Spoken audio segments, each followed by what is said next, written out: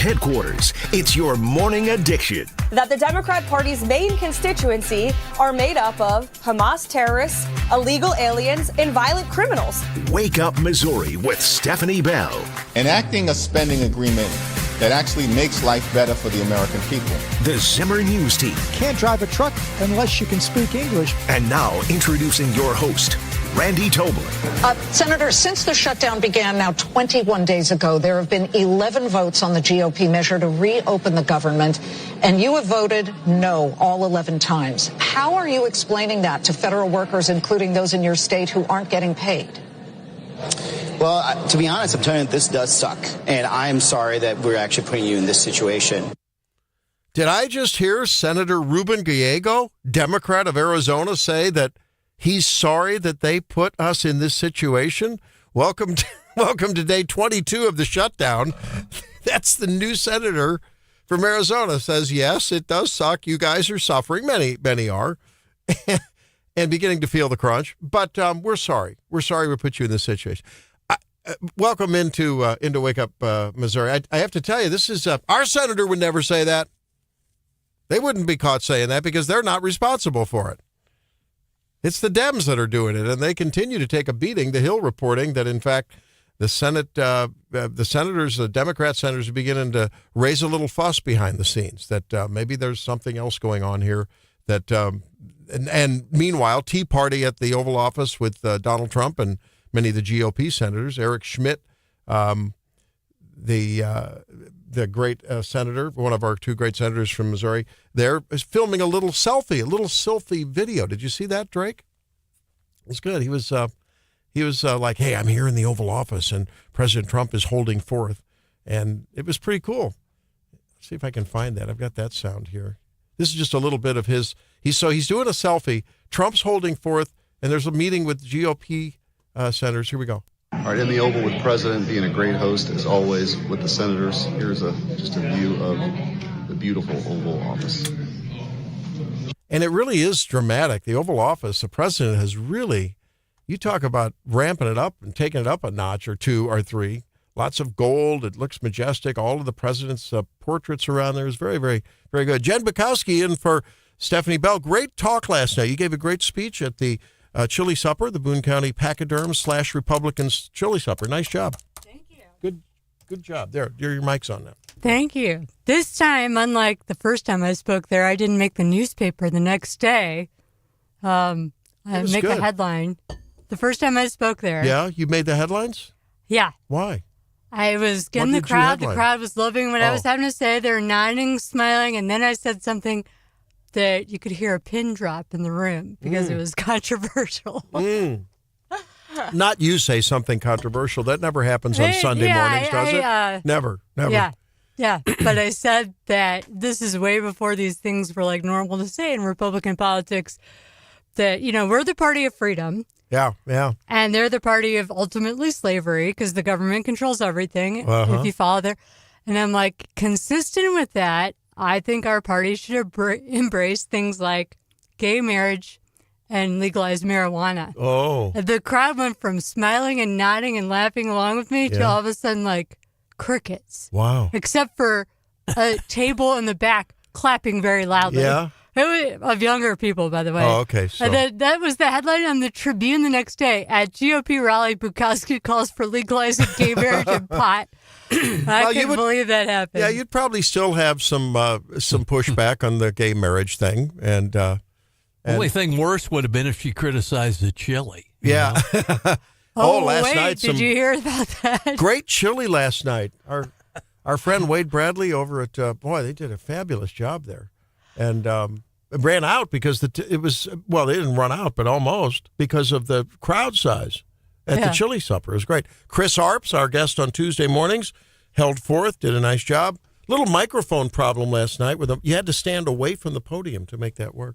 Yeah, I tried. It was tricky. But you know what I loved about the Schmidt thing is Schmidt is so good about making us feel like we're part of the experience. Like he's there representing us and he includes us in everything, including that selfie video from the Oval Office last night. It makes it exciting. Yeah, remember the one during the campaign when he was on the bus with J.D. Vance and they were all joking around and he put that one up? That was a cool one, too. Yeah, so he makes us feel like we're part of it. And so he's very skilled at that, and I enjoy it.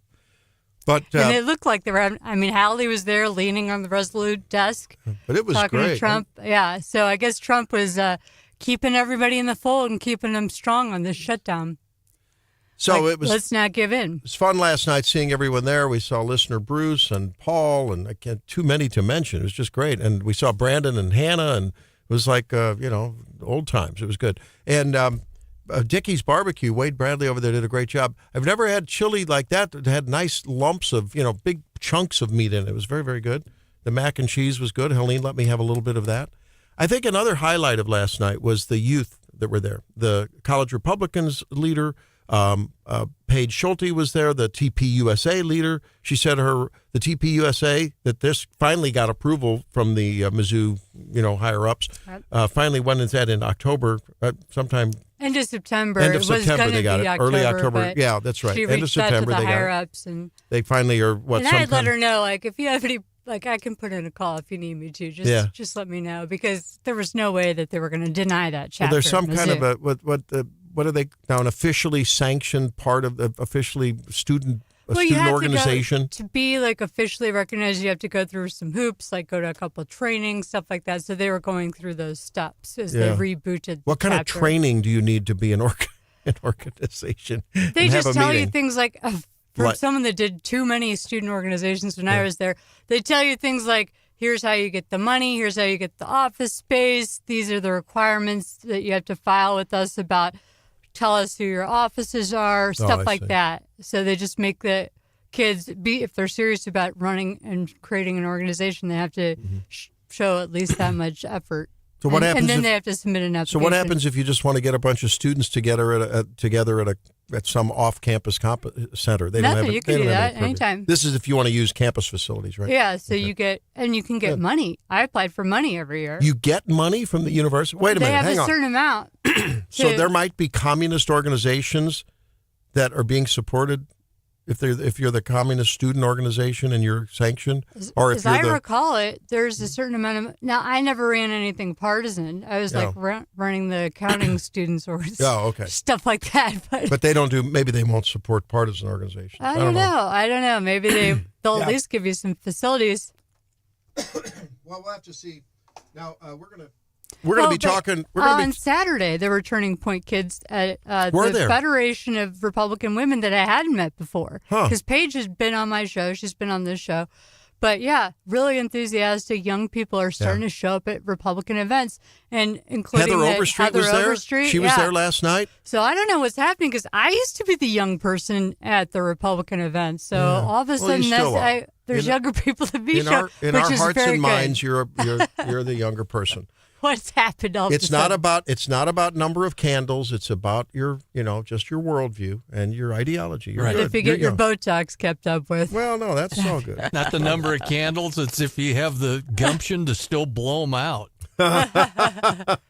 So we're now we're finally allowed to start doing that again after the pandemic. We're going to be talking with David Stokes from Show Me at 7:35 about issues surrounding the Jefferson City Convention Center. I guess some Hallsville taxing issues as well. So just to keep these discussions with the Show Me Institute are very important. They're probably the only really conservatarian, I would call them, think tank in the state, right? That continues to keep an eye on legislation, both at the state level, at the municipal level, at the city level. They're always keeping their eyes on things. And how can our freedom be maintained? How can government be downsized and right-sized wherever? Yeah, they do the work and dig into the data to come up with good policies to recommend to the legislature, and they have a blueprint every year. And I'm on the board of directors, full disclosure.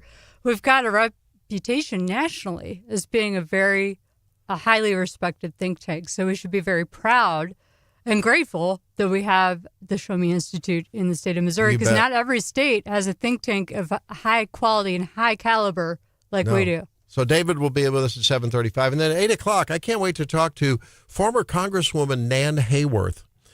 She's an ophthalmologist, and but also she's on the board at Independent Women's Forum. And, remind me, ophthalmologist, how's that different from optometrist? Ophthalmologist is an MD, and optometrist is an OD. A doctor of optometry. But they both do eyes, They right? both do eyes, yeah. What And does one ophthalmologists do things what like... can one do that the other can't? Well, I think of optometrist as doing, like, I see Dr. DeRose over at Missouri Eye Consultants, great guy, make sure that the contacts are fitting, looks in your eyes, can do a lot of the same kind of diagnostic exams.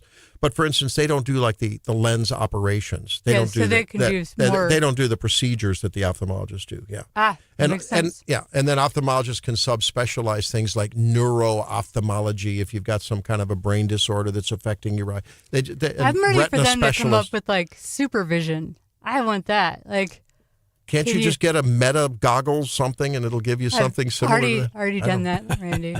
But they don't let me see farther than I otherwise could. We were some friends the other day, and a gal was telling us, our good friend Angela was telling us about how she has gotten exercise now by using meta goggles, and like her husband will walk in. Her husband will walk in the room and she's playing ping pong with no one. It's sort of like a Joe Biden kind of a thing, playing ping pong, or she's fencing. Beat She's fencing. Saber or whatever. And that's where she gets exercise. I'm like, boy, talk about acting. That'd make you look like a crazy Democrat. You walk in the room and someone's just, shadow boxing and no one's there. It's like you're Don Quixote. Crashing head first into the wall. That would be the Dems right now. No, now you can see. Like it's still, you can see what's around you. The original things, you're like kind of in the dark. Yeah. But now you can turn it on and off. You can see where you are in the room, which feels safer. So you can walk around with them, really. Well, we got some devastating news for this Schumer shutdown and what it means for the Democrats, because Trump and the GOP are not losing political capital, unlike previous shutdowns. It's a different story, this game, but it continues to go on, day 22. Some of the betting odds are saying it's going to go on 40 days or more, 44 days I've seen. We'll see what John has to say about the Daily DC Rundown when we come back in just a minute on Wake Up Missouri. Again, great to see all of you out there. Say hi to us on the text line, 573-874-9390. Give us a call, 800-529-5572. But, of course, stay in touch with the always young Jennifer Bukowski. on YouTube and on Facebook. We'll see you in a few. It's Wake Up Missouri